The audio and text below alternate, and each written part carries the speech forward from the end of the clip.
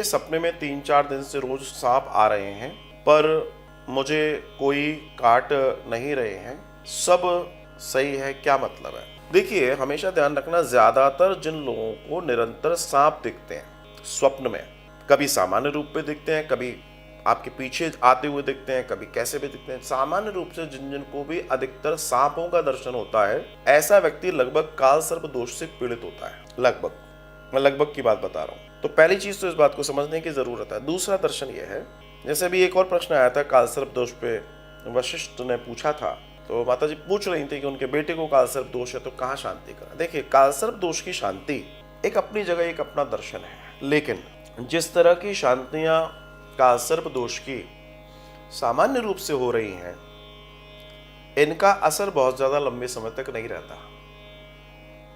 बिल्कुल सत्य कह रहा हूं आपसे मैं। काल सर्प दोष की शांति का जो दर्शन है, असल में वो 7 दिवसीय है। जी हां, 7 दिन का है वो। यस। और अगर आज कोई सामान्य व्यक्ति अपने घर में ये पूजा कराए, एक जनरल बात कर रहा हूं, पूजा कराए, तो मुझे लगता है लगभग ये 1 लाख रुपए खा जाएगा। अब क्यों खा जाएगा, इसकी पूजा का विधान समझिए। इस पूजा में 11 जोड़े चांदी के नाग नागिन का लगता है जोड़ा, ठीक है।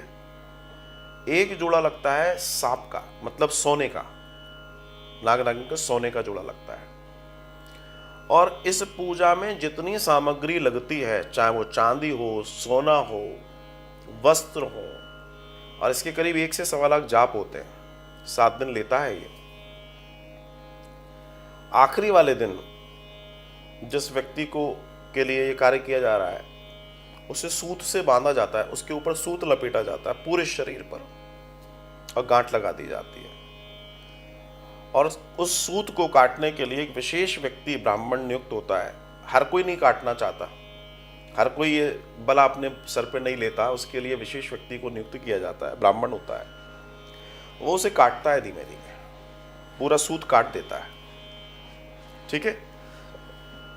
उसके बाद इन 7 दिनों में जितनी पूजन सामग्री है, अर्थात जो व्यक्ति जिसका कार्य हुआ है, वो जो वस्त्र पहना है, वो जो सोने चांदी के नाग नागिन हैं, वो जितनी पूजाएं सब लगी हैं, वो सब समेट लिया जाता है। फिर उस नदी में जाया जाता है, जो पवित्र नदी जिस क्षेत्र में वो कार्य हो रहा है। और ये सारी सामग्री, क्योंकि इस सामग्री का दान नहीं है, किसी भी ब्राह्मण को नहीं है, कोई लेगा भी नहीं, चाहे ये हीरे भी क्यों ना जड़े हों इसमें।